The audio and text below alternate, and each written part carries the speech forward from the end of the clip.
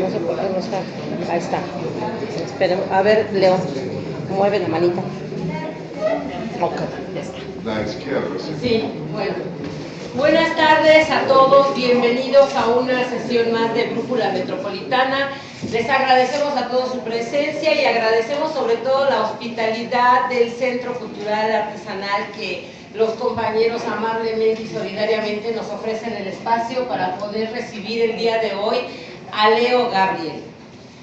Leo viene, ustedes lo conocen y las personas que no lo conocen les voy a dar un breve currículum de él.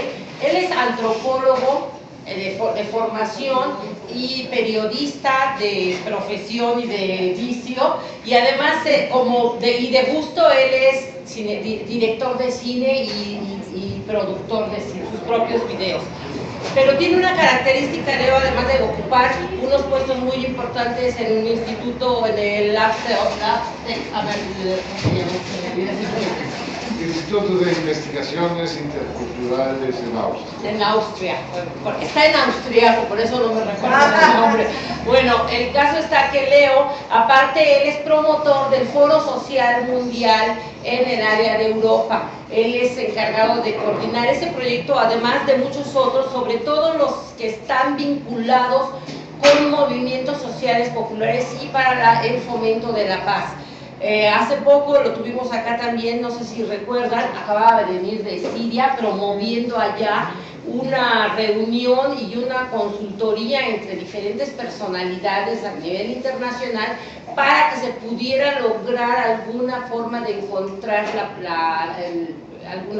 encontrar paz en la región entre los diferentes grupos en disputa. Anduvo también en Gaza, algunos recuerdan que les mandé los comunicados cuando andaba ya en alguno de los barcos que estuvieron llevando ayuda. Entonces, digamos que una de las características de Leo, además de toda su trayectoria profesional, siempre está al pendiente de los conflictos armados y todo aquello que tenga que ver con la cuestión humanitaria, el apoyo humanitario sobre todo a sociedades, a poblaciones, digamos que desplazadas, en tragedia, en desgracia y demás. Aquí se vino y filmó precisamente cuando estaba el apogeo de la guerra interna en Guerrero, se fue a ver y hacer un documental sobre las policías comunitarias, que esa era la otra alternativa para presentar. Entonces tendremos que esperar a la siguiente vez que venga de viaje para presentar su video sobre las policías comunitarias. Él junto con Michel Fetter fue quien hicieron ese trabajo y fue un trabajo también muy intenso y bastante. Ustedes vieron aquí un pedazo de ese video cuando se presentó el Festival Internacional que se hizo un concurso, Festival Internacional de la Diversidad Social. Se le dio un reconocimiento a ese video. Bueno, el día de hoy Leo viene regresando de otra zona en conflicto que todos conocemos, que es Ucrania. La problemática que existe en Ucrania, en particular en la zona que tiene que ver con la separación de Rusia, la integración a Rusia, los conflictos, todo lo que está atrás. Entonces él viene de presenciar precisamente en Kiev y en toda esa zona las luchas populares que se dieron. Y por otro lado, también viene de promover la organización de una consulta ciudadana de la sociedad civil siria. Entonces creo que son dos temas de gran envergadura que a todos nos concierne conocer, y bueno, qué mejor que de la boca de uno de los personajes que han estado ahí presenciando todo. Entonces le damos la bienvenida a Leo y esperamos que...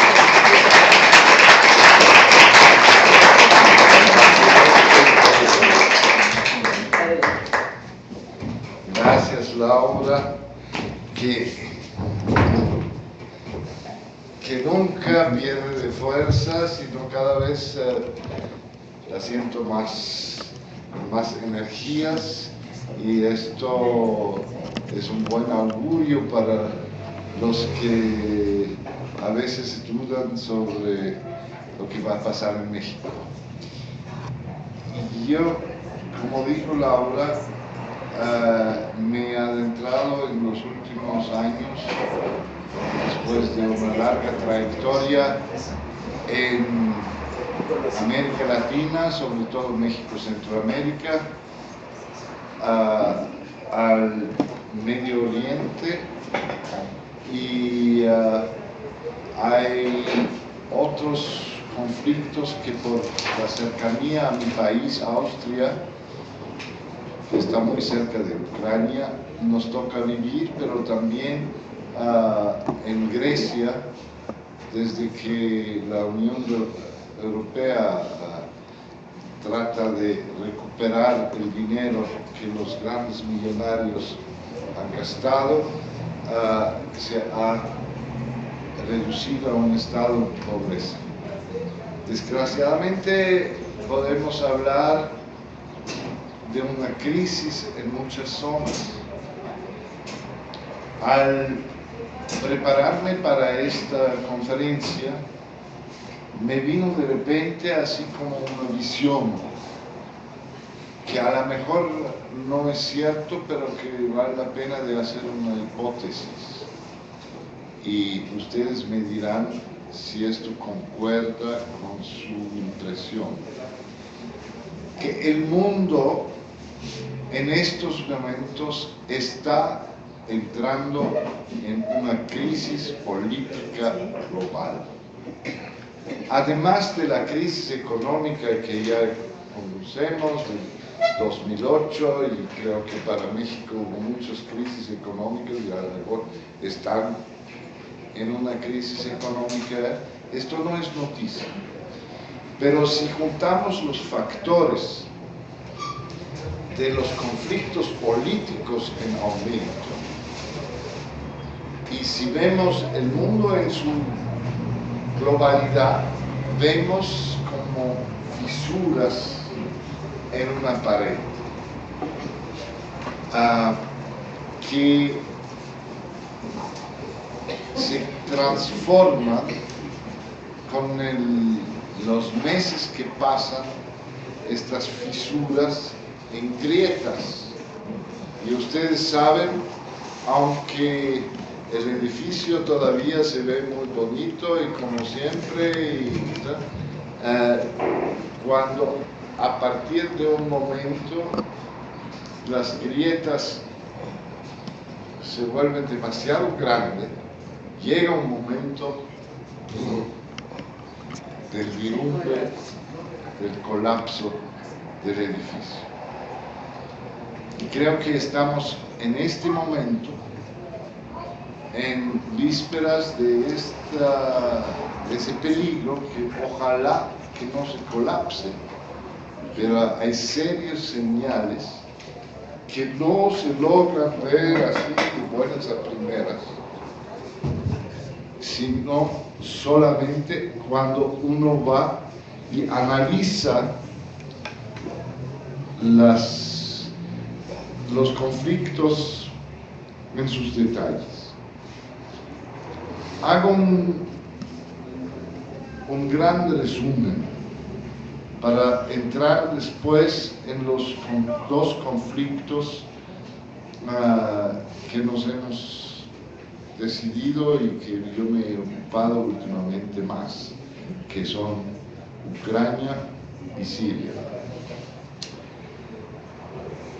La crisis norte-sur, desde siempre existente entre América Latina, África, Asia, el mal llamado tercer mundo de antes, y el norte, ha alcanzado una nueva dimensión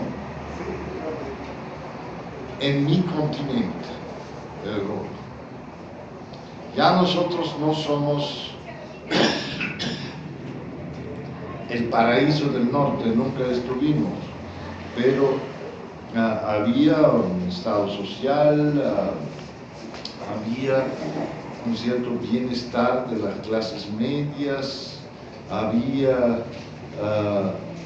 fruto de luchas de los trabajadores de antaño, una estabilidad política social.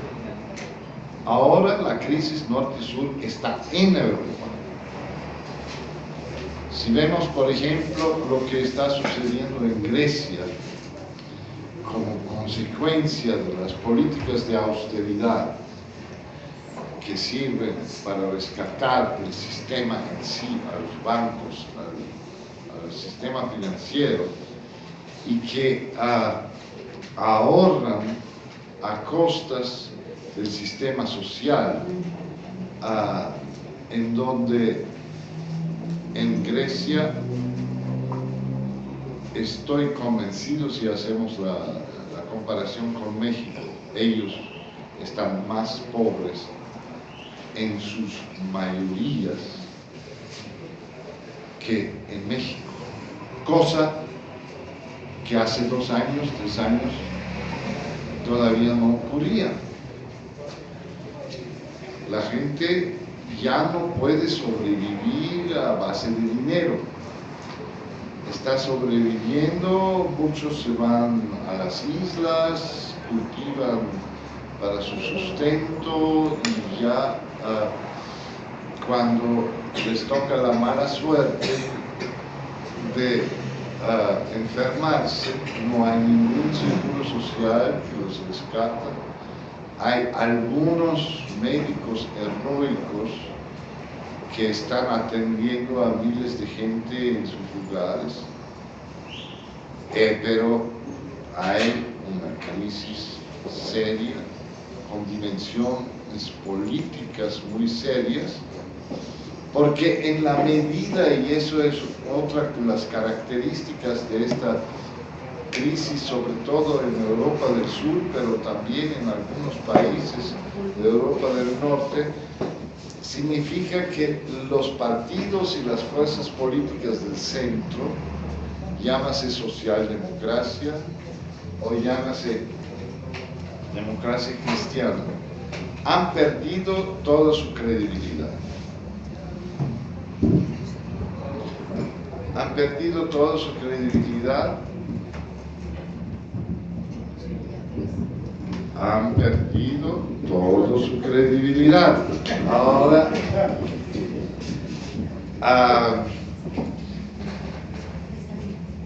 porque en lugar de mantener más o menos un equilibrio, después de la crisis del 2008 se mostró que los que ganaron antes, los que causaron esta crisis, fueron los benefactores de esta crisis. Le pongo un ejemplo de mi país. Nosotros teníamos un banco que hizo deudas, pero a diestra y siniestra, que era 1,5% del presupuesto nacional del Estado. Y de repente iban a quebrar. Pero como se quiere guardar el sistema, pusieron los 40.000 millones y el Estado garantiza y al mismo tiempo quita los beneficios por ahí y allá, el seguro de desempleo y así.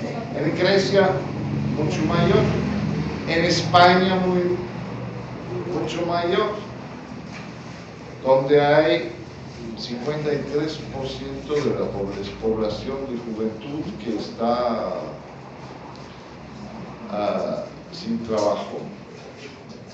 Y que todo esto cree una nueva forma de expresión política que ya no es la de los partidos establecidos del centro, sino de gente que, como en Ucrania, que se va y que se autoabastece, que hace una economía de trueque, una economía de sobrevivencia.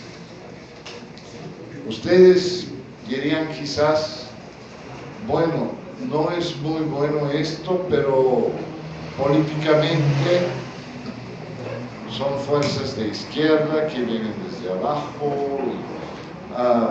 Qué buena onda que estos corruptos ya se van y que haya un nuevo ambiente y que podría quizás desembocar en alguna revolución. Desgraciadamente no es tan sencillo, porque a la vez que estas crisis se producen,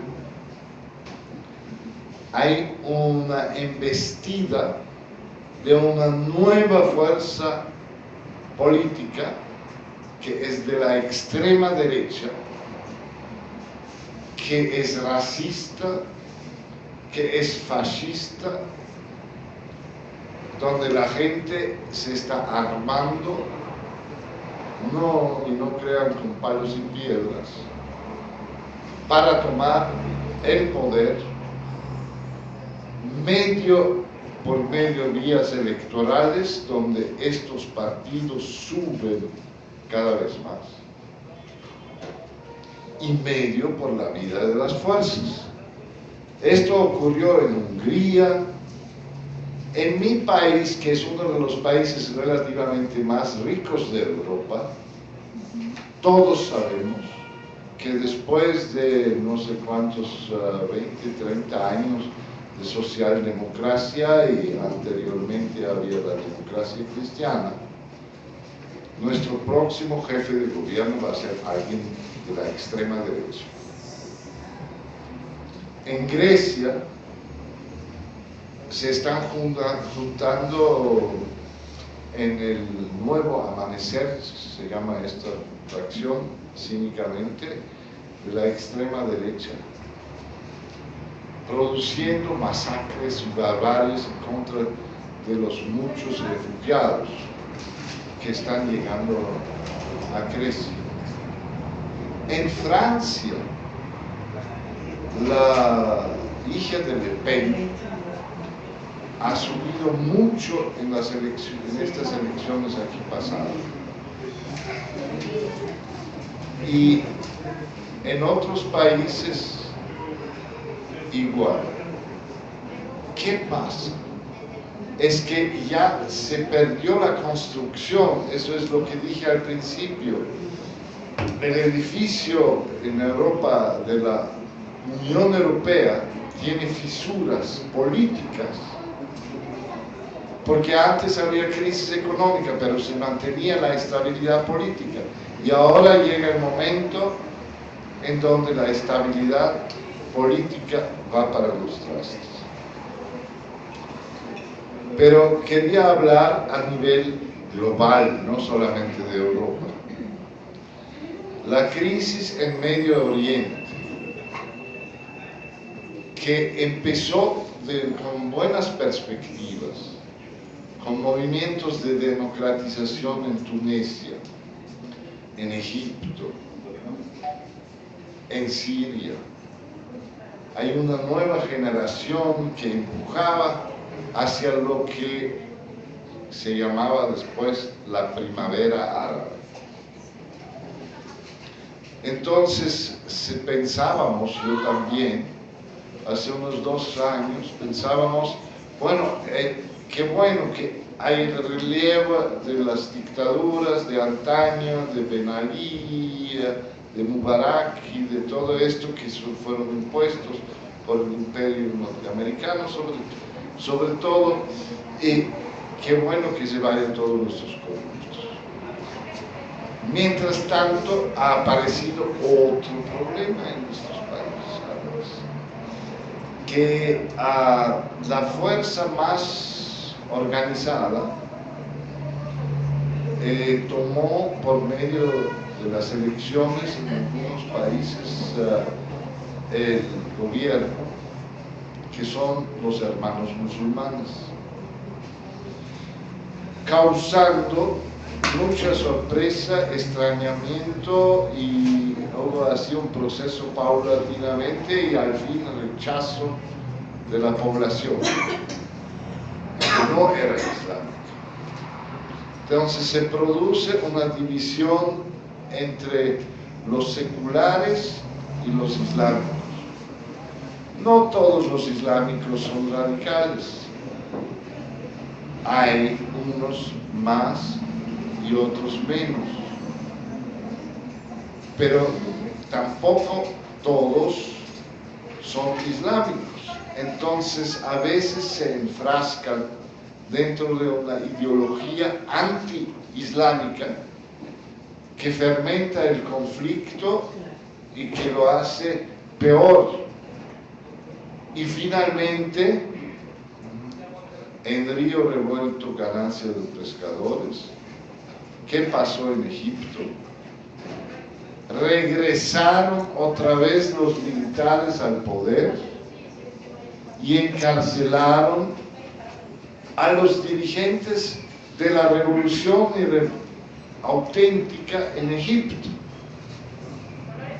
y se ensancharon contra los hermanos musulmanes, tratándolos a todos por igual como terroristas, produciendo grandes masacres. O sea, tenemos otra vez una dictadura en Egipto. Ya dejo afuera la mayor crisis que voy a tratar como última, que es la de Siria, para esta vista panorámica. Pero también hay que ver una que no se nota mucho todavía, que hay una crisis, una fisura bastante fuerte, pero poco publicitado al interior de China popular, que es la crisis entre el campo y la ciudad. Es una crisis muy clásica para China. No quiero ahondar porque yo tengo un hermano que es especialista en China, que habla chino, y como a la edad de los 20 años hemos decidido de dividirnos el mundo.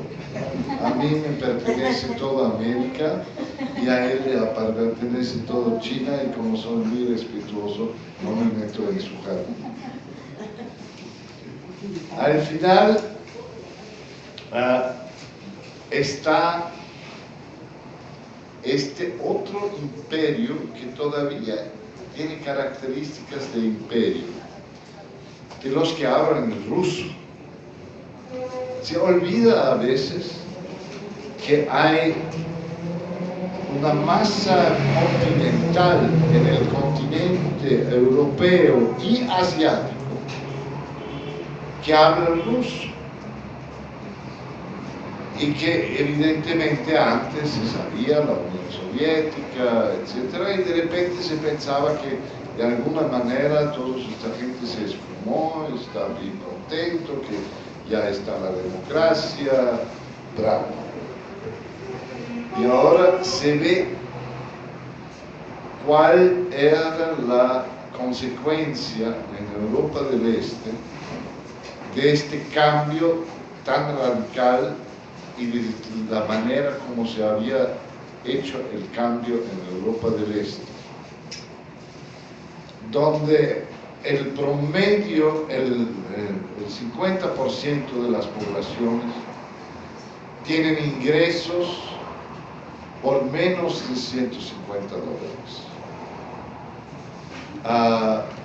donde hay una abrumadora mayoría que ha perdido el seguro social. Ya la escuela gratuita más o menos, pero ya se está cayendo también. O sea que hay más libertad ahora que antes, pero hay menos justicia social, mucho menos justicia social, mientras que los clanes mafiosos se juntan en círculos oligárquicos y se reparten estos países como botín. Y ahí hubo rebeliones de menor grado. Había una rebelión en Bulgaria, por ejemplo. Había una otra rebelión en Bosnia, Herzegovina, y finalmente llegó la rebelión a Ucrania, que en tiempos de la Unión Soviética y del con razón mal afamado Stalin, era el granero de la Unión Soviética. O sea, uno de los países más ricos de esta órbita. Y ahora se quedó como uno de los países más pobres de esta órbita. Por lo mismo que había varios clanes apoyándose los unos en Rusia, otros en el occidente, Estados Unidos, Europa, que controlaron. Y ellos no andaban con tintas medias. Cuando uno de estos jefes de clan perdió las elecciones, como fue el caso de la señora Timoshenko, que era jefa de uno de estos clanes, el otro, Yanukovych, lo puso en la cárcel, probablemente por el resto de su vida, dijeron al principio por 7 años. Y hubo una persecución de sus simpatizantes. Y si las elecciones van del otro lado, los otros terminan en la cárcel. O sea, una ley salvaje en nombre de la democracia. Porque ellos dijeron, qué bueno que ya no somos de los comunistas malos, etc. Ahora tenemos la democracia. Y esto...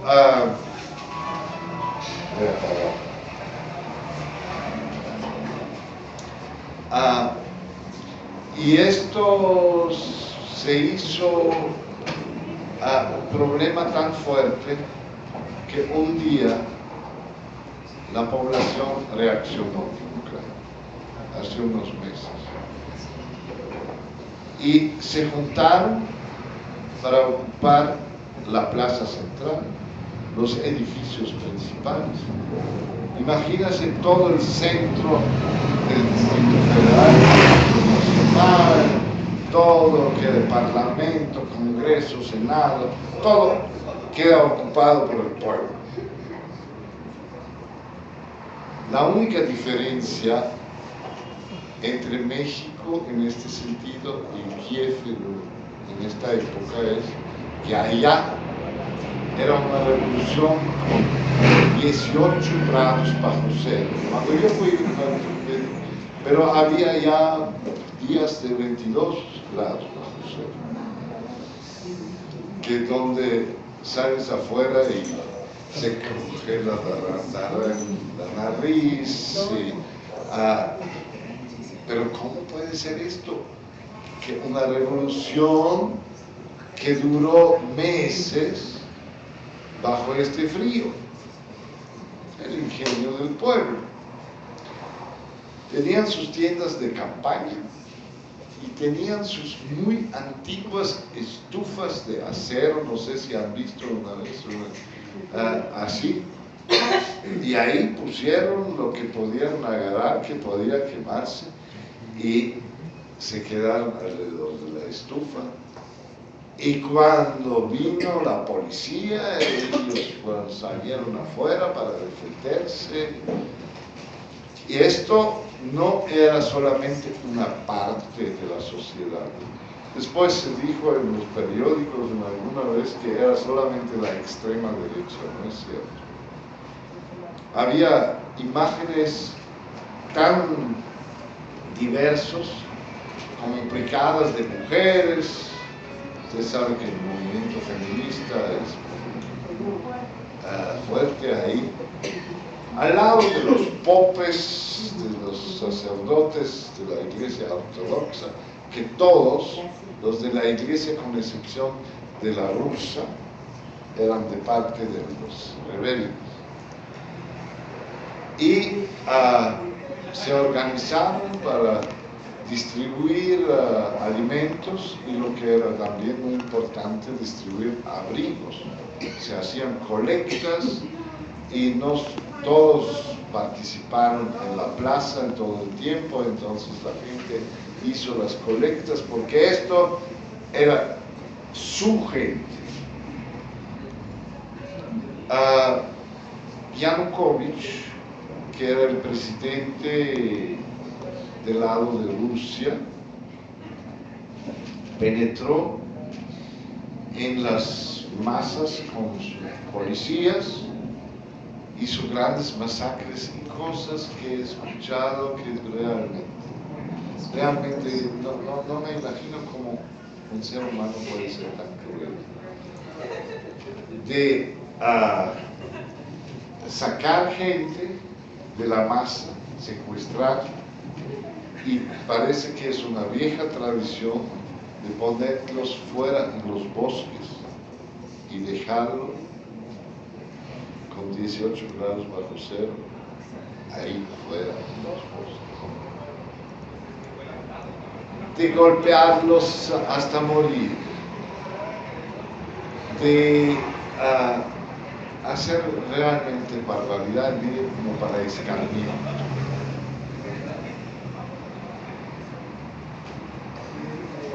Ahora, entre todos estos, era un perímetro muy grande, había algunas banderas.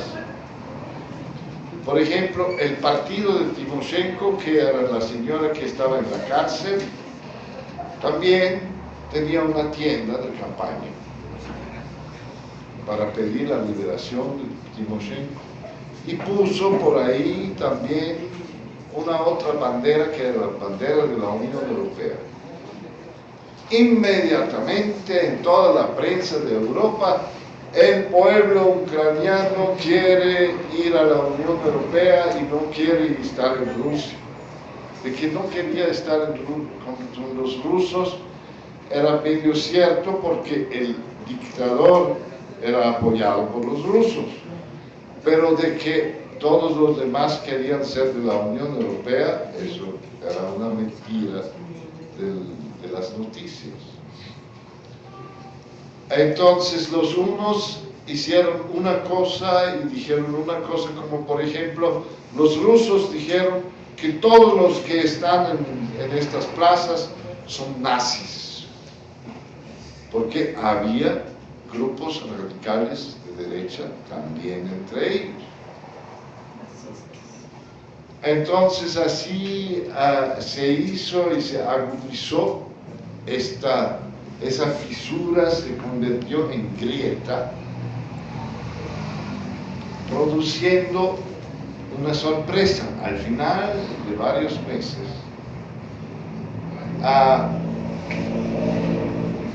Yanukovych, el presidente, tomó una decisión como: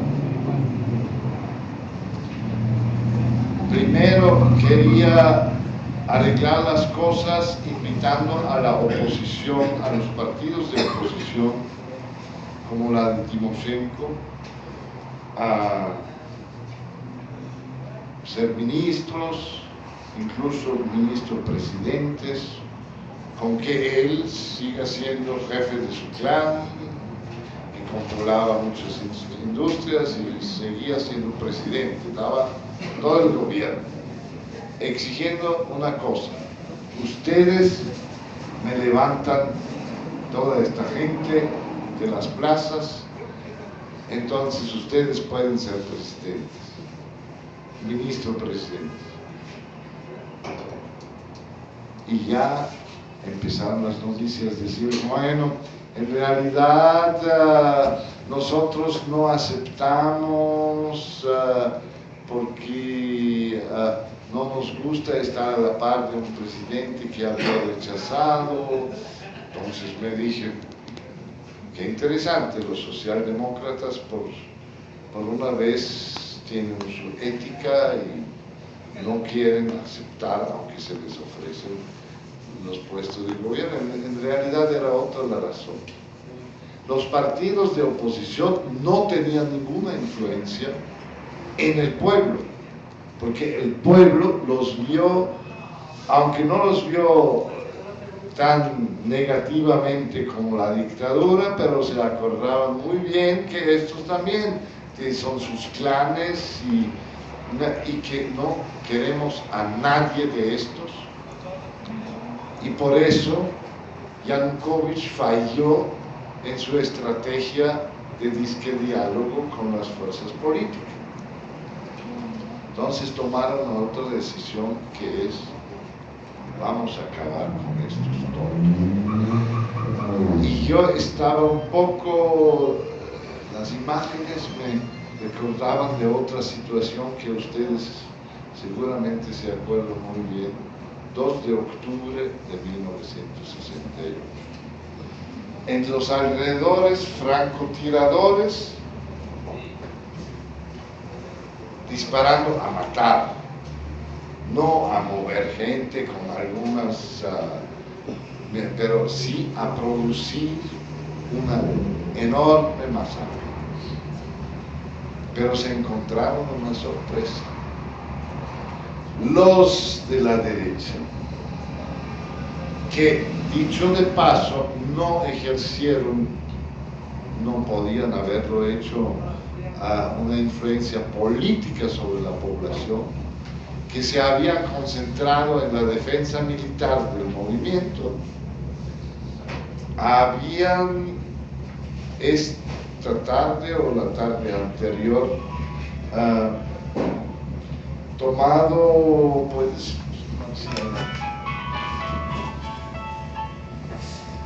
que habían tomado a una de los cuarteles con municiones más importantes del país.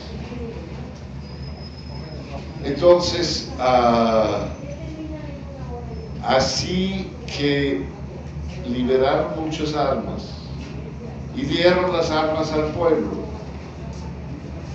Y como la policía que andaba con su cosa de matar, de repente se vino la avalancha encima y de repente, en lugar de retroceder, avanzaron y avanzaron más hasta llegar a la casa del propio presidente, que ya muy asustado se dio a la fuga y a la huida. Y ahí empezó otra vez un problema, porque no fueron los rebeldes que tomaron el poder, sino gracias a la Unión Europea, que respaldaba el movimiento, y los partidos de oposición pusieron a los otros clanes que no eran los rusófilos sino los europófilos, que quedan hoy en día en el gobierno en una situación bastante complicada. El Putin, que estaba en Sochi,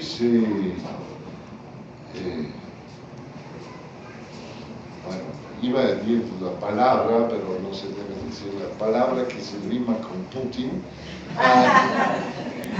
Entonces se sorprendió, digamos, y se enojó y dijo que esto no puede ser, y empezó con la acción en la Crimea, donde sí la mayoría de la población siempre era parte de los rusos.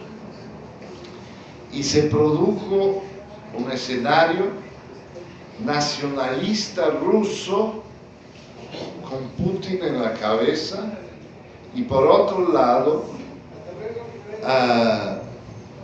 la Unión Europea dice que para defender la democracia, pero no la democracia del pueblo que había luchado, sino la democracia de una oligarquía que era de su lado, apoyado también por Estados Unidos.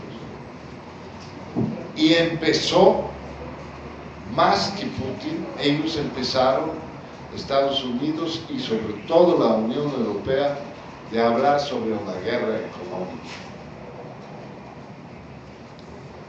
Y Rusia contestó. Y estamos en una situación donde en cualquier momento podía ser que la mitad de Europa se queda sin gasolina, porque esta gasolina viene de Rusia. Y ya empezaron, por ejemplo, yo estaba en Moscú y a mi gran sorpresa y poco agrado, mis tarjetas de crédito ya no funcionaron porque ya la Visa y todas estas tarjetas ya fueron retirados por órdenes de los Estados Unidos y por órdenes de Europa. ¿Y quién paga la cuenta de todo eso? Otra vez son los pueblos. Los pueblos tanto en Europa como en la Ucrania, como en Rusia, donde hay una gran crisis económica que se avecina porque desde que estalló el conflicto el rublo perdió más de la mitad de su capacidad, se está hundiendo esta parte del mundo. La grieta se está abriendo. Y como es a nivel global, tiene características de una nueva guerra fría.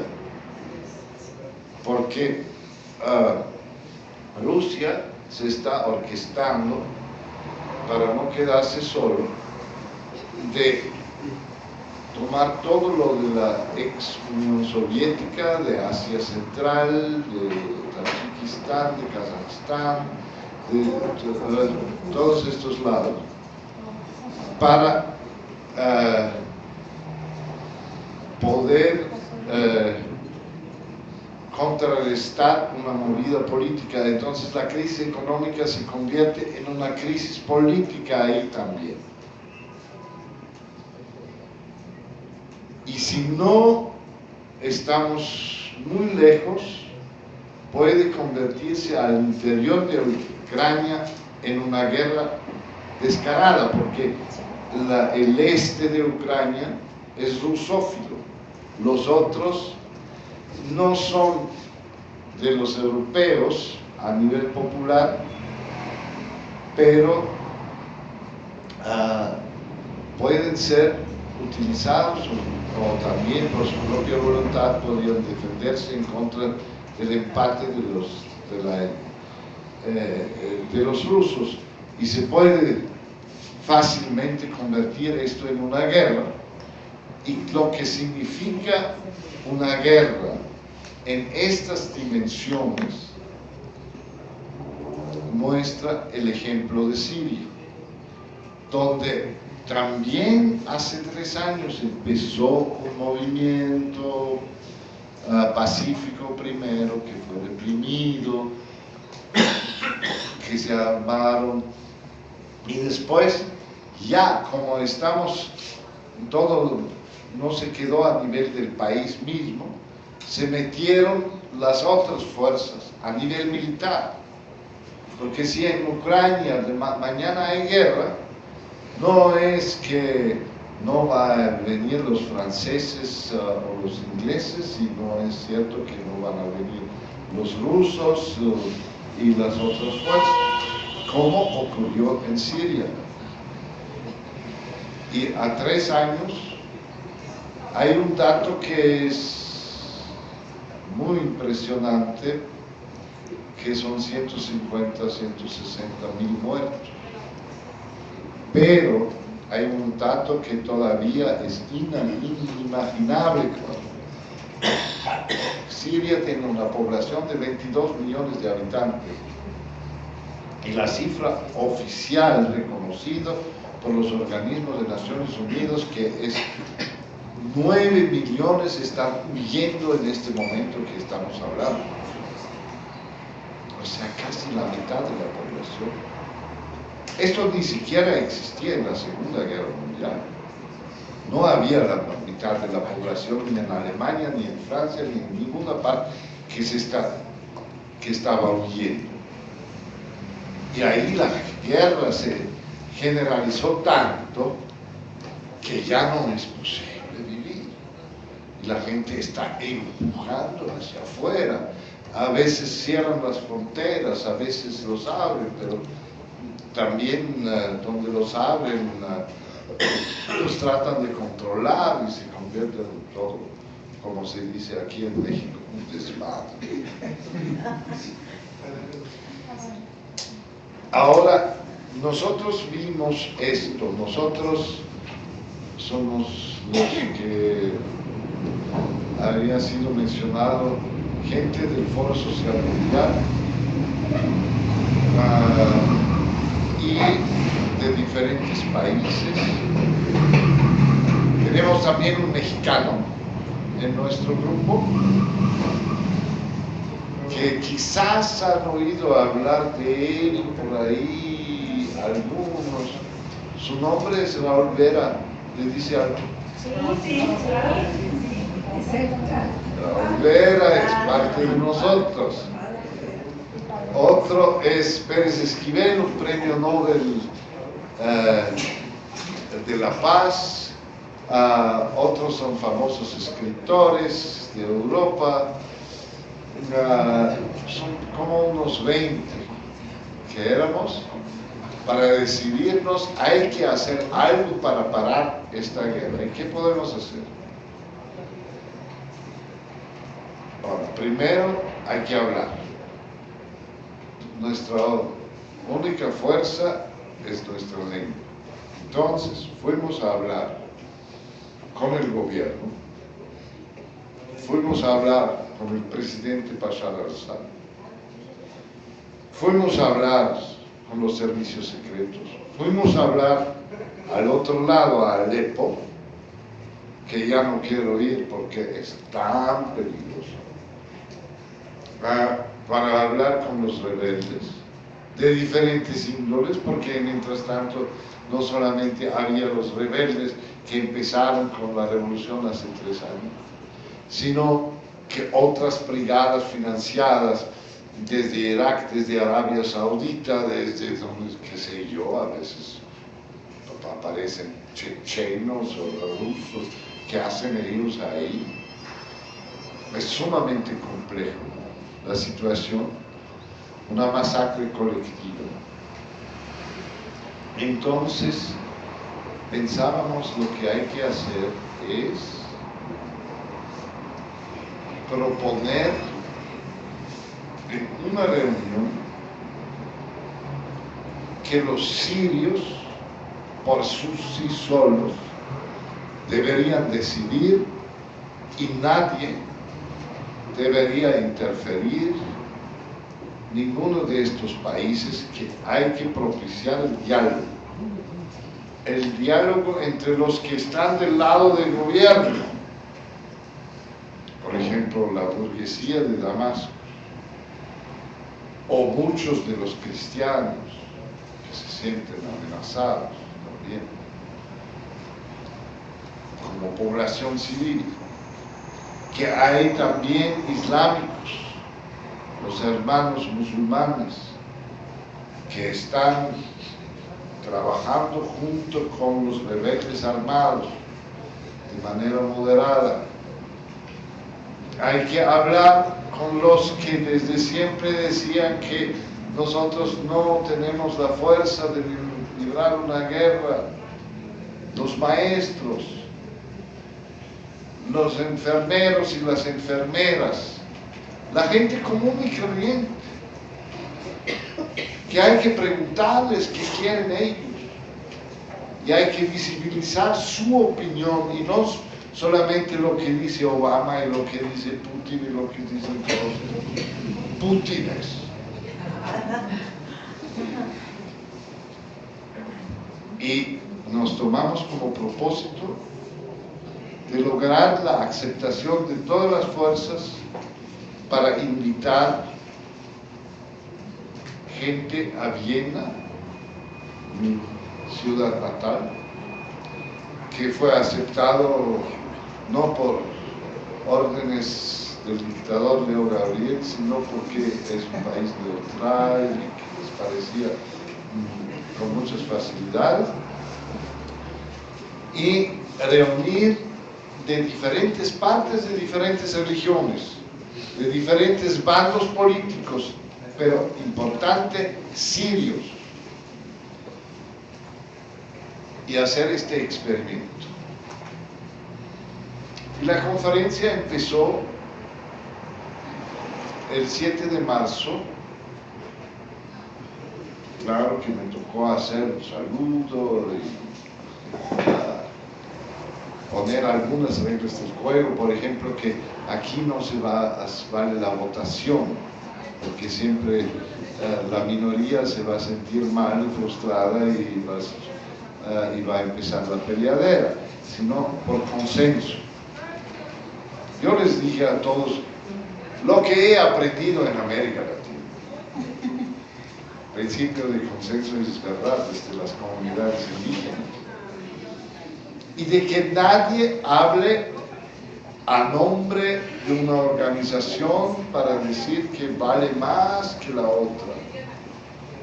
Que por ejemplo, usted conoce los sindicalistas, por ejemplo, en el Foro Social Mundial a veces son un poco necios, que cuando ellos dicen algo y uno le contradice, responde: usted no sabe con quién está hablando. Detrás de mí hay 800.000 trabajadores. Entonces, ¿quién es usted para contradecir? No vale. Cada cabeza, cada es un ser humano y tiene igual valor. Eso era uno de los reglas. Empezó el diálogo con una finta del gobierno. Se levantó uno de los pro-gobernistas y dice: yo propongo que todos nos levantamos para cantar el himno sirio, himno nacional. Ahí ya hubo otro que dijo: pero ¿cuál himno nacional? Si los rebeldes tienen otro himno y si los hermanos musulmanes tienen otro himno, entonces ya se iba. Entonces dije: momento, hemos fijado las reglas del juego, el principio de consenso. Señor pro-gubernamental, agradezco mucho su intervención, es muy válido, etcétera, pero por las reglas del juego no se puede cantar porque no hay acuerdo. Esto ya fue un pasito adelante para que sepan cómo se hacen estos diálogos en la práctica. Y luego se levantó una señora de los movimientos de mujeres y esta fue la que yo quisiera darle miles de besos, que dijo con claridad: aquí en Siria no hay varios bandos. Entonces todos estaban mirando como que no hay varios bandos que están peleando los musulmanes contra esto, es causa mucho daño. No, aquí hay solo dos: los que están en favor de la guerra, que siga la guerra, igual si son del lado del gobierno o igual si son de los hermanos musulmanes, y los que están al lado del pueblo, que ya estamos hartos de que nos están haciendo la guerra, que somos los rehenes de esta guerra. Y esta mujer tenía tanta don, tanta credibilidad, que todos empezaron a aplaudir.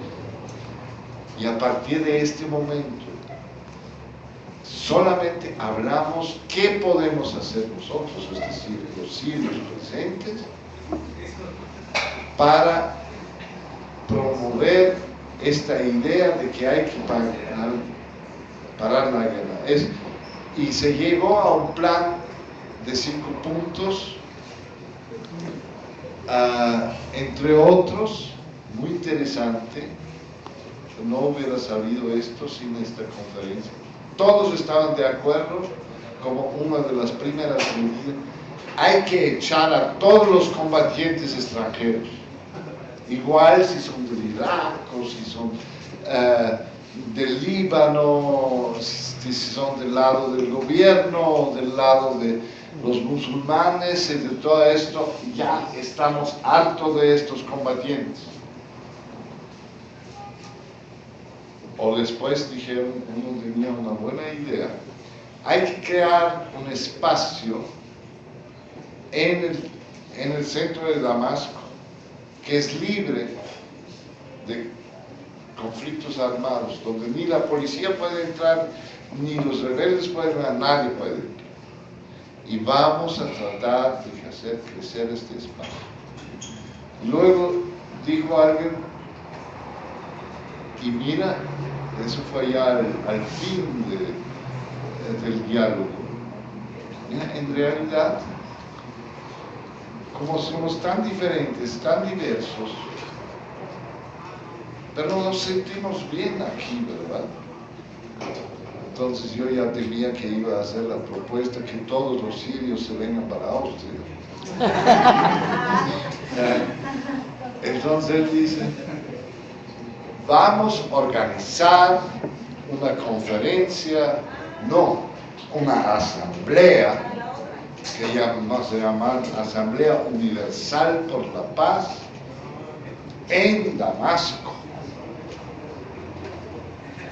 siguiendo las mismas reglas de juego que los hemos acatado durante 2 días aquí. Y esto es la propuesta. Esto es hacia donde vamos. Que haya además de las banderas de Siria de un bando, porque son diferentes, y la bandera de Siria de otro bando, que haya banderas blancas por todos lados. Y para poder hacer eso, no es tan fácil. Hay que tener la aceptación del gobierno sirio, y la aceptación del gobierno sirio no lo va a hacer así de buena fe. Por eso estuve hoy en el Ministerio de Relaciones Exteriores, donde tenemos un contacto con Gómez Robledo, y pedí, al igual como pedía con mi gobierno en Austria, con los de Noruega, desde luego, y otros lados, hacer una presión a nivel de gobierno sobre Bashar al-Assad, que permita que esta Asamblea Universal tenga lugar en Damasco, para que la gente se pueda movilizar con sus banderas blancas, para que el mundo pueda ver que ya basta de guerra, y que haya una nueva época donde tanto los rebeldes de oposición como los de servicio secreto del gobierno queden en segundo lugar. Yo sé que es muy ambicioso, pero he aprendido aquí una frase que me queda grabada siempre. No hay peor lucha que la que no se hace. Muchas gracias por su atención.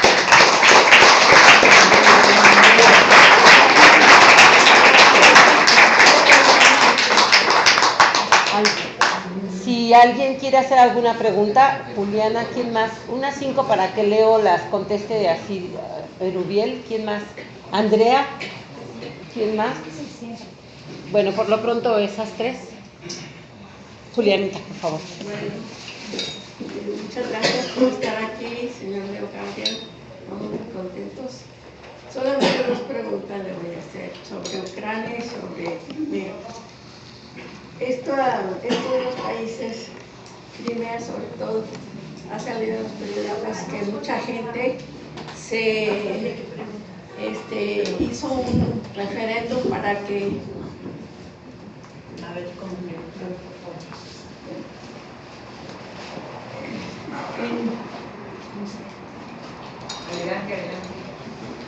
En Crimea se ha hecho un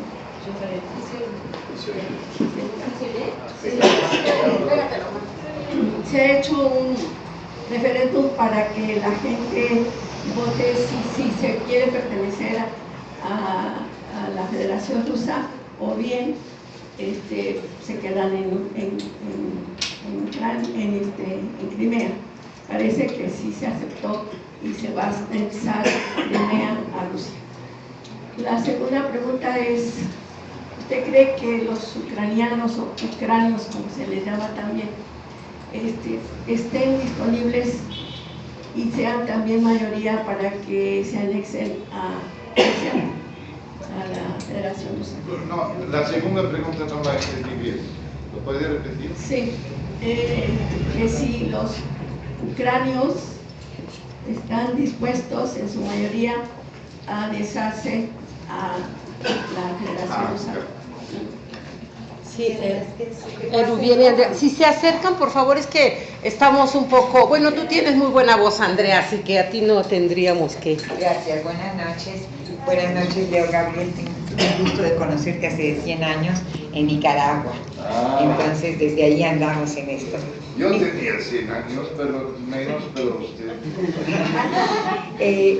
Me quedo con la duda porque siempre todo esto es una cuestión geopolítica, estratégica, que todo es sistémico, todo tiene que ver una cuestión con otra.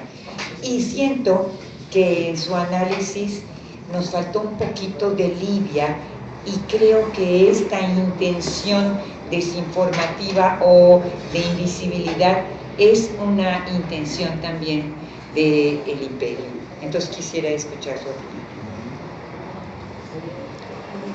¿Cómo se nota que Andrea sabe manejar el micrófono? Sí. Con ella sí se escuchó muy bien. Rubién. Bueno, pues felicitarte por tu visión que tienes internacional. Realmente pues es muy profundo tu análisis, puesto que hay que reconocer que ya vivimos una gran guerra fría, que hay que reconocer, y que el problema ucraniano es un problema que se está agudizando, no tan solo porque le hayan aumentado el precio de la gasolina a Ucrania a un 40% más de la Unión Soviética,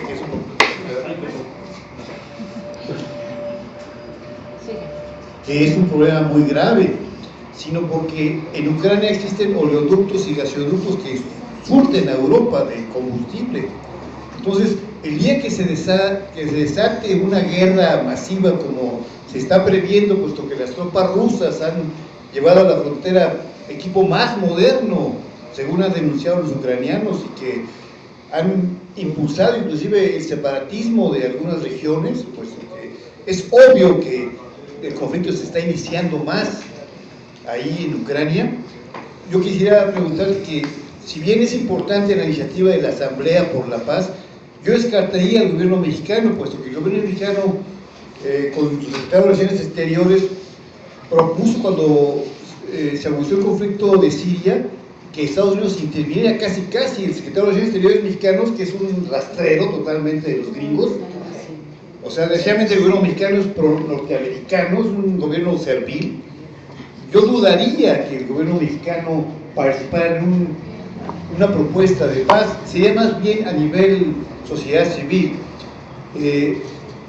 Yo he analizado el problema ucraniano como un problema más inclusive religioso, como Gog y Magog, que se habla en la Biblia y en el Corán precisamente, de que son conflictos muy grandes que van a corromper a Europa, puesto que si anda en Ucrania un conflicto, va a contaminarse Europa de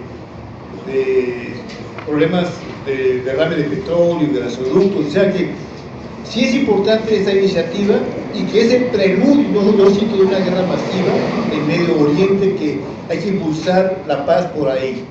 O sea, entonces esa es mi pregunta, ¿no? O sea que Siria es un conflicto grave y que debemos de todos los mexicanos llamar a un consejo contra la Tercera Guerra Mundial. Ok, acá. ¿Alguien más quiere hacer alguna pregunta, por favor?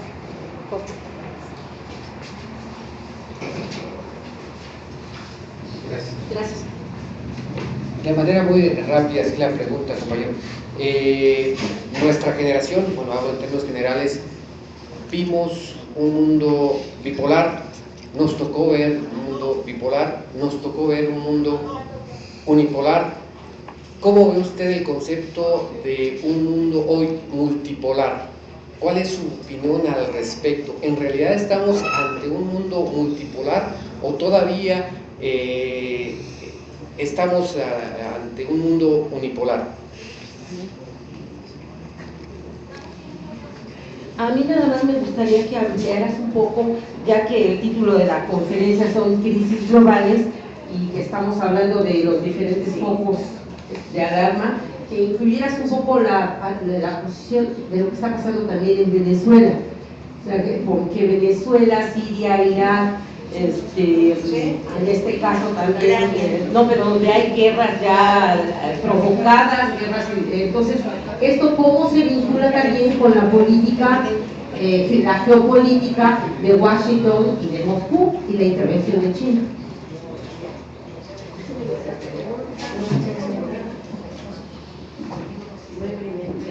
Sí, lo tomo así. Les pido disculpa que la noche no alcanza para abarcar todos los conflictos, Claro. como el de Libia, que es muy importante, Venezuela, desde luego. Pero es importante de verlo como parte de un todo que en este momento se está dando y evidentemente se caracteriza por la formación de bloques. Después de 1989 hay muchos que pensaron, bueno, ya esto de los conflictos en Europa o los conflictos este-oeste y acaban ya, el mundo es un mundo de paz y solamente hay unos focos que de vez en cuando estallan de manera más o menos virulenta, como más virulenta en Yugoslavia, en otras partes menos virulenta, etc. Y lo que yo traté de llegar es de decir que esta visión hay que despedirse de ella. Es un deseo, pero no es una realidad. Y tomo ahorita el ejemplo que dijo la compañera, Libia. ¿Qué sucedió en Libia? Hubo un levantamiento popular y hubo inmediatamente un forcejeo de las fuerzas desde los bloques internacionales, todavía bastante concordantes en general, como de Rusia, como de Estados Unidos en esta época que estalló la guerra libia. Y había un acuerdo entre los dos que era firmado por ambas partes, que Rusia iba a condenar al régimen de Gaddafi, que era un poco su aliado en la Guerra Fría, a condición de que Estados Unidos y Europa no iban a intervenir. Y una vez más, y eso no es porque yo soy un adepto de Putin, pero una vez más, el Occidente resultó traicionero. No cumplieron la promesa, se dio el visto bueno de parte de Rusia al Consejo de Seguridad para condenar, y los Estados Unidos, más en este caso era Inglaterra y Francia, y arrastraron por ende Estados Unidos, sí se aprovecharon de este consenso en Naciones Unidas para hacer su intervención. Esto me lo dijeron diplomáticos rusos, que esta es la verdadera razón por la que Rusia no va a estar de acuerdo con un arreglo bajo una dominación de Estados Unidos o de los Arabia Saudita, en la cuestión de Siria. El ejemplo de Libia les quedó muy grabado. Y realmente, si vemos la historia a lo largo, desde 1989, vemos como el Occidente muchas veces había hecho trampa.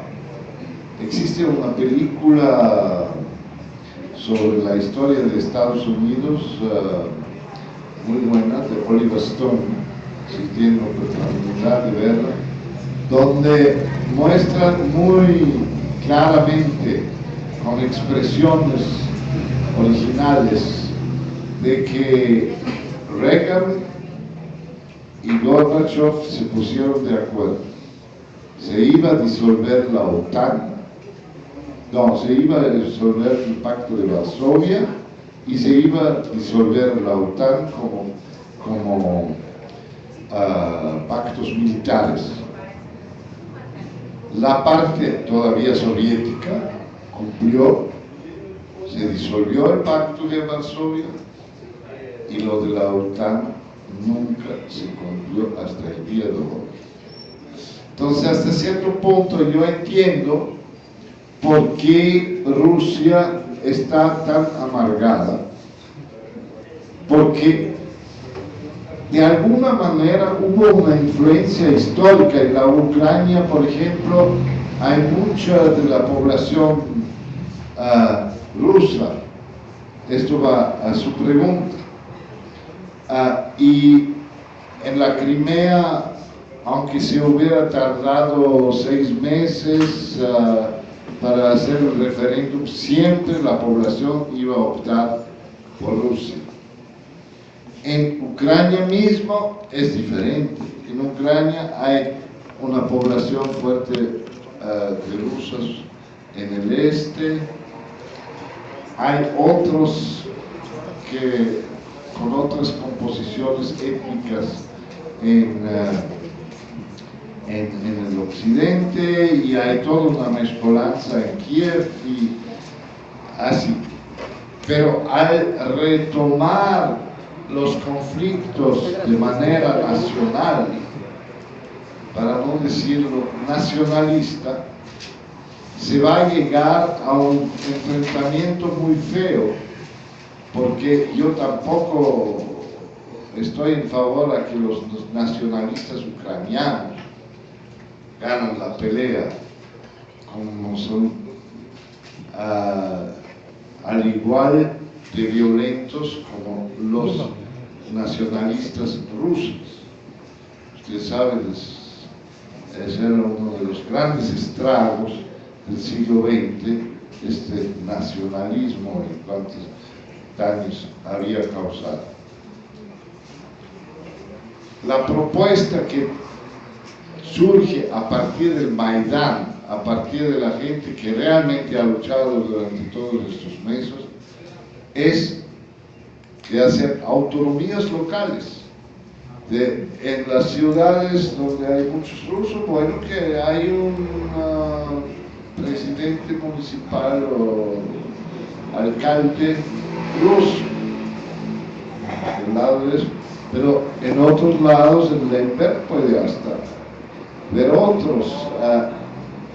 Hay una incidencia hasta en la histórica, hasta de los austríacos de mi país, que está muy cerca de Ucrania relativamente, que hay una tradición. ¿Por qué no cada uno puede vivir según su tradición? ¿Por qué tiene que ver uno que manda para todos?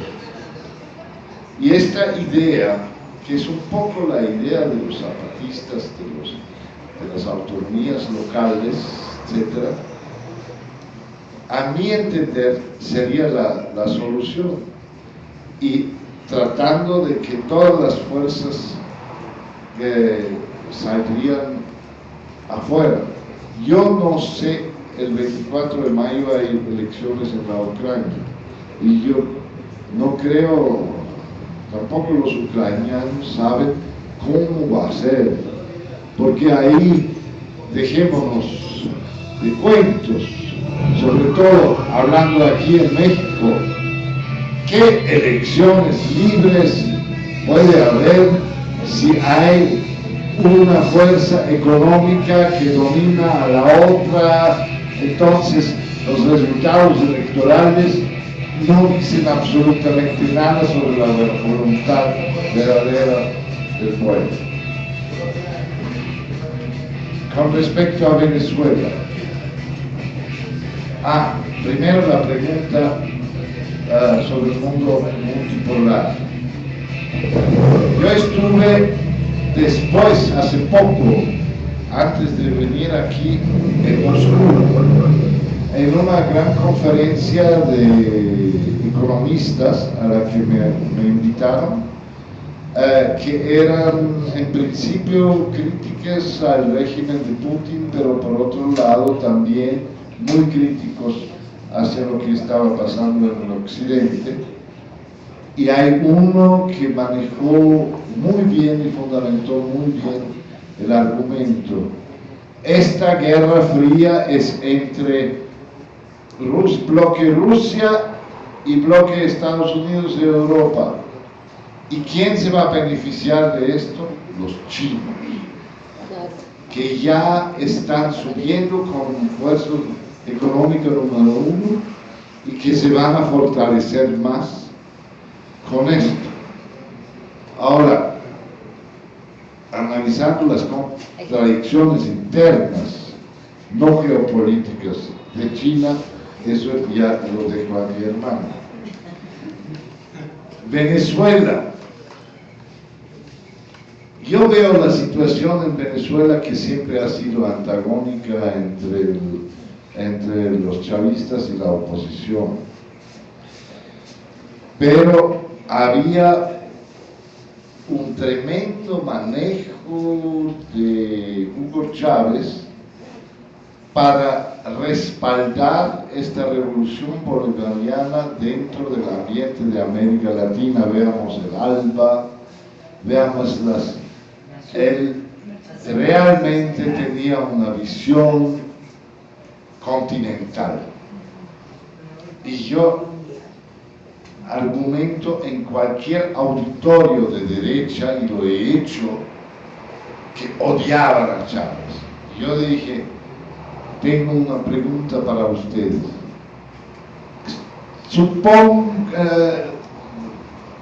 Pensemos que ustedes piensan de que Chávez es un dictador. Ok. Chávez es un comunista. Ok. Chávez es un matacristiano. Ok. Pero una cosa no me pueden contradecir, es el único presidente del continente americano que se ocupa más allá de sus fronteras, de su país, de Venezuela, como concepto continental, y que no solamente habla de esto y de solidaridad, sino que da la mitad del petróleo a precios bajos a estos y estos y estos, que sin esto me pueden... ¿Qué otro presidente? Nadie puede decir lo contrario. Ahora, con la muerte de Chávez, esta visión continental se redujo por la limitación propia quizás del presidente Maduro, que no puede jugar un papel así de fuerte, y por también la oposición interna, que tiene el argumento que aquí la situación económica está tan malo y ustedes están vendiendo petróleo ayudando a Cuba y Nicaragua y a todos estos. También se está calentando este valor simbólico que ha adquirido en cualquiera de las elecciones. Por ejemplo, me dijeron los compañeros de El Salvador que no se hablaba en El Salvador en la segunda vuelta de la campaña electoral, se hablaba más de Venezuela que de El Salvador. ¿Quieren ustedes otra Venezuela comunista? Entonces, esto era la campaña de la derecha. Todo esto evita la postura clásica de Venezuela. Y yo temo que si no se hace una nueva política en serio en Venezuela,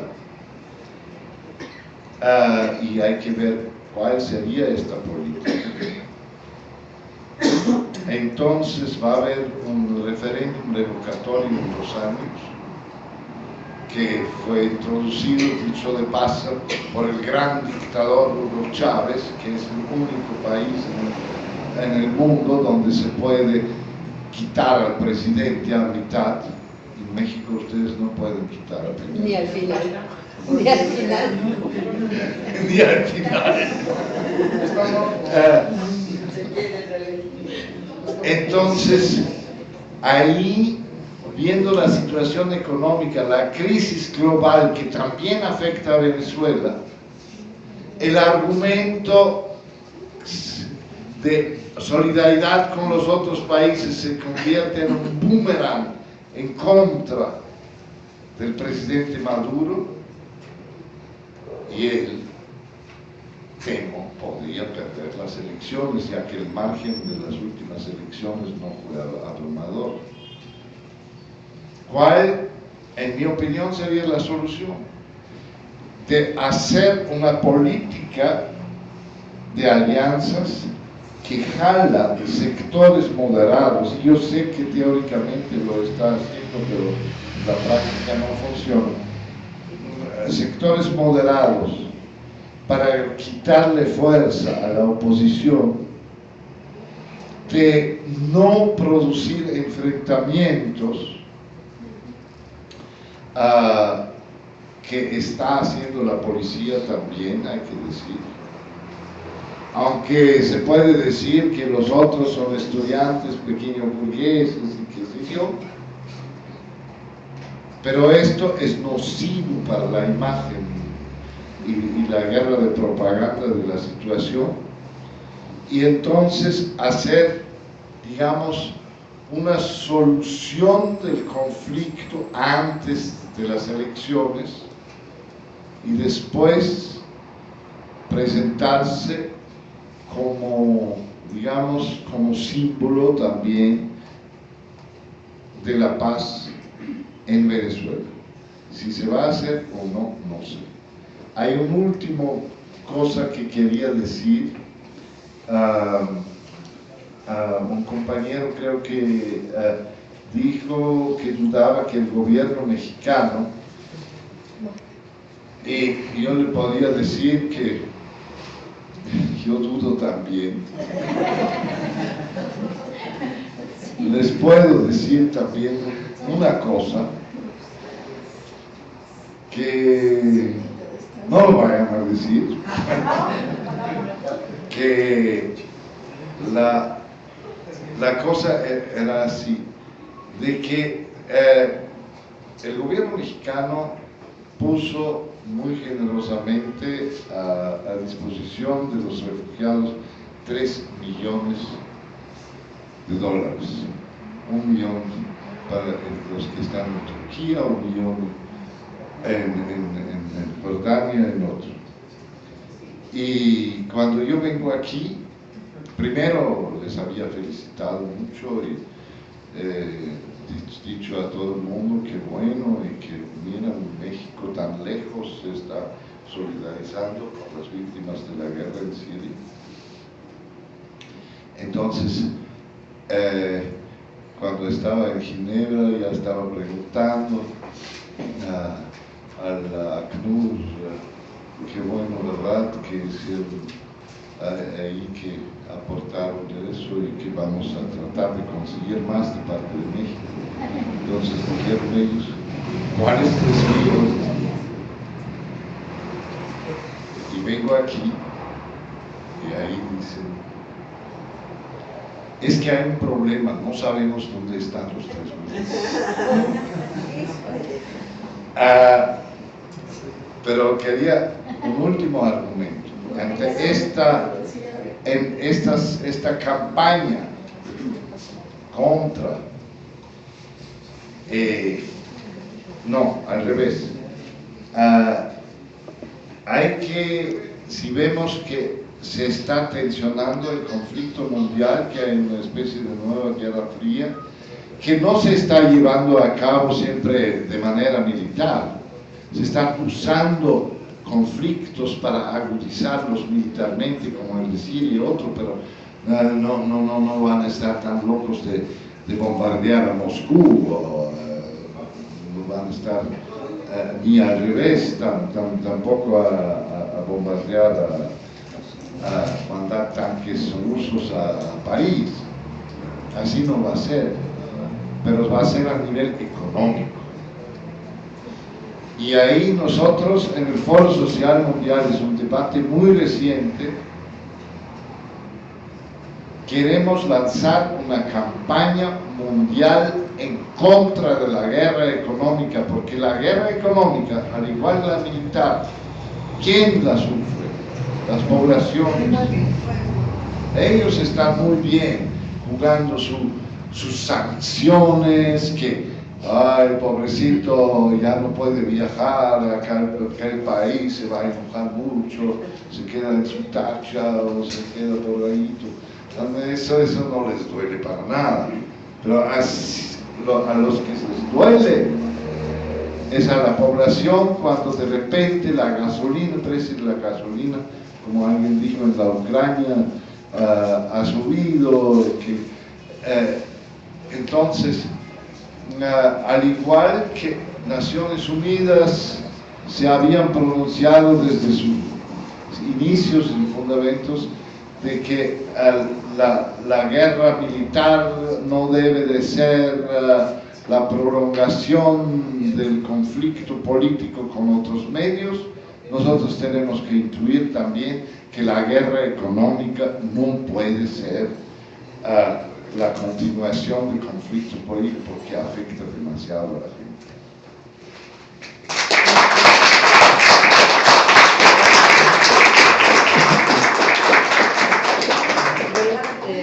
A ver si, Ángeles. Sí, bueno, una pregunta, a ver si se escucha. ¿Qué tanto aparte de la... Sí. Ahorita aparte de que sabemos que esto, como nos dijo en un principio, todo es globalizado, está atacando a todo el mundo con la guerra económica. ¿Quiénes son realmente los que están atrás de esto? Porque sabemos que Obama y Putin y todo son empleados nada más, no son... ¿Quién está atrás de eso? ¿Y qué otra cosa están usando? Porque hoy vi, ¿no?, que y va principalmente también para África, que el ébola está creciendo y que no la van a poder controlar, y que también hay una epidemia porcina que ya mató no sé cuántos cerdos y que por eso ya está subiendo todo, y principalmente va a los países más débiles. ¿Sí? ¿Qué tanto hay eso de que aparte porque nos quieren exterminar? Ya somos muchos, ya no somos, pues ya no les compramos, ya no les somos útiles para ellos. Al contrario, y como dijo, no se tocan el corazón para matar a la gente. Y ellos, ¿quiénes son? Realmente son los judíos, no sé qué tipo de grupo, de clan de ellos, que estén apabullando a toda la humanidad. Gracias. Yo creo que es un poquito más complicado. Yo tengo una colega politóloga en Austria que vino después del desastre de Haití y dijo que tenía alguna información de que en realidad los Estados Unidos están fermentando los desastres naturales por medio de unas nuevas cosas tecnológicas que no explicó mayormente para producir desastres naturales. No creo en esto, pero lo que sí creo, y les aconsejo mucho un libro de Naomi Klein que se llama Shock, y que la doctrina del shock. Sí, que donde se producen estragos naturales o políticos, donde haya guerra, se beneficia el capital. la guerra de Irak, el gran ganador era Halliburton, y en África en muchos son las petroleras como la Shell y otros, que calientan, incitan estos conflictos porque sacan sus beneficios. Cuando yo estaba en la conferencia de paz en Ginebra, no conseguí hotel, entonces me tenía que desplazar, y finalmente tomé un autobús y me quedé al lado de un empresario suizo, y estábamos hablando y que solución de paz. No, dice, yo no quiero solución de paz, yo quiero que Bashar al-Assad mate a todos. Bueno, usted es suizo, ¿qué religión tiene? ¿Cómo es esto? Entonces, él se identificó como gran parte de una gran empresa mundial de construcciones, y dijo que él va cada rato a Siria porque va a haber un negocio tremendo en la reconstrucción de carreteras, y ya se están preparando para eso. Pero para que ellos puedan entrar ahí, mejor que maten a todos, ¿no? Porque si se tarda más es muy complicado, y ya que el negocio está a la vista, con este cinismo está actuando el capital. Detrás de todos estos conflictos, anhelando e incitando a la gente. Y quizás tiene razón de que no son los políticos en sí, Obama y Putin, sino son las fuerzas económicas que los rodean, que son las oligarquías de Rusia y son las transnacionales de Estados Unidos, que manejan esto, tratando de sacar provecho, ya que económicamente no les va muy bien. Muchas veces ya se ha dicho que cuando en Estados Unidos las cosas andan mal, inventan una nueva guerra por razones económicas. Así veo las cosas.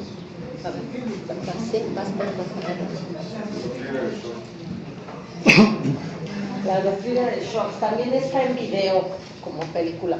El compañero quiere leer algo a manera de comentario. Sí, bueno, antes una pequeña historia. Esta es una carta que escribe un señor que se llama Albert Pike. La leí, bueno, escuché un resumen en un programa de televisión que es El Pulso de la Fe, que dirige Roberto Farri, pero en esa ocasión invitó a Alfredo Calife Rame y a José Alberto Villasana. Esta carta fue escrita el 22 de enero de 1870, subrayo, 22 de enero de 1870, y Albert Pike se firma como gran soberano del antiguo y aceptado rito de la francmasonería. La dirige a Giuseppe Mazzini, que es el gran soberano de los Illuminati. Dice: debemos permitir que las fraternidades sigan existiendo tal cual son, con sus autoridades centrales y sus diversos modos de correspondencia entre los altos grados del mismo rito, organizadas tal como lo han estado hasta el presente. Pero también debemos crear un super rito, el cual permanecerá desconocido, y al que llamaremos a los masones de alto grado, que nosotros seleccionamos. Nuestros hermanos deben mantener el super rito en el más estricto secreto. A través de este supremo rito, gobernaremos toda la francmasonería, la que se convertirá en nuestra plataforma internacional, la más poderosa de todas, debido a que sus dirigentes serán desconocidos. Aparte, La Primera Guerra Mundial debe ser librada para permitir a los Illuminati derrocar el poder de los zares en Rusia y transformar este país en la fortaleza del comunismo ateo. Las diferencias alentadas por los agentes Illuminatis entre los británicos y el imperio alemán serán aprovechadas para fomentar esta guerra. Una vez terminada, el comunismo debe ser utilizado para destruir a los otros gobiernos y debilitar las religiones. Segunda Guerra Mundial debe ser fomentada aprovechando las diferencias entre los fascistas y los sionistas políticos. La lucha debe ser librada para destruir el nazismo e incrementar el poder del sionismo político para así permitir el establecimiento del Estado soberano de Israel en Palestina. Durante la Segunda Guerra Mundial se debe edificar una internacional comunista lo suficientemente fuerte como para equilibrar a la cristiandad, la cual debe ser contenida y mantenida en jaque hasta que la utilicemos para el cataclismo final. Tercera Guerra Mundial debe ser fomentada para tomar ventaja entre las diferencias promovidas por los agentes Illuminatis entre el sionismo político y los dirigentes del mundo islámico. La guerra debe ser conducida de tal modo que el Islam, entre paréntesis, el mundo arábigo musulmán y el sionismo político, entre paréntesis, el Estado de Israel, se destruyan mutuamente. Mientras tanto, el resto de las naciones, una vez más divididas sobre este asunto, serán llevadas a pelear hasta el punto del agotamiento físico, moral, espiritual y económico. Dejaremos sueltos a los nihilistas y a los ateos y provocaremos un formidable cataclismo social que en todo horror mostrará claramente a las naciones el efecto del absoluto ateísmo, origen del comportamiento salvaje de la más sangrienta confusión. Entonces, en todas partes, los ciudadanos obligados a defenderse contra la minoría de revolucionarios mundiales exterminará a esos destructores de la civilización y la multitud desilusionada con el cristianismo, entre paréntesis, cuyos espíritus deístas estarán a partir de ese momento sin brújula ni rumbo, ansiosos por un ideal, pero sin saber hacia dónde hacer su adoración. Se cierra paréntesis. Recibirán la verdadera luz a través de la manifestación universal de la doctrina pura de Lucifer, sacada por fin a la vista pública. Esta manifestación resultará del movimiento reaccionario general que seguirá a la destrucción del cristianismo y del ateísmo, ambos conquistados y exterminados al mismo tiempo. Firma Albert Pike, gran soberano del antiguo y aceptado rito de la francmasonería. Insisto, la carta tiene la fecha de 22 de enero de 1870. La pueden consultar en internet, de ahí la saqué. Y ya ahorita estoy incluso leyendo un libro que se titula Los Illuminati, donde habla de lo que está pasando en el mundo. Habla de los Rothschild, los Rockefeller, o sea, las grandes familias de banqueros.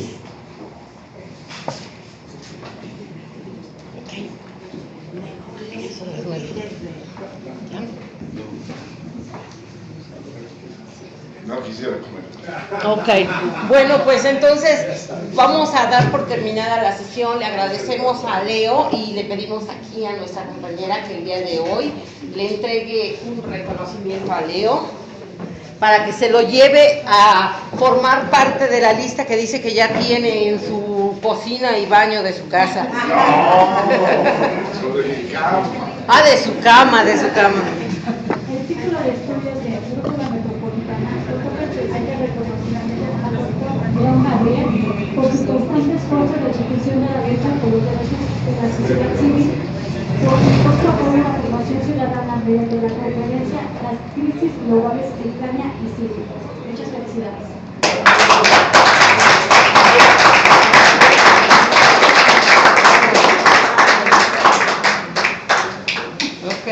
Bueno, pues les agradecemos a todos su presencia, le agradecemos sobre todo a Leo porque él trae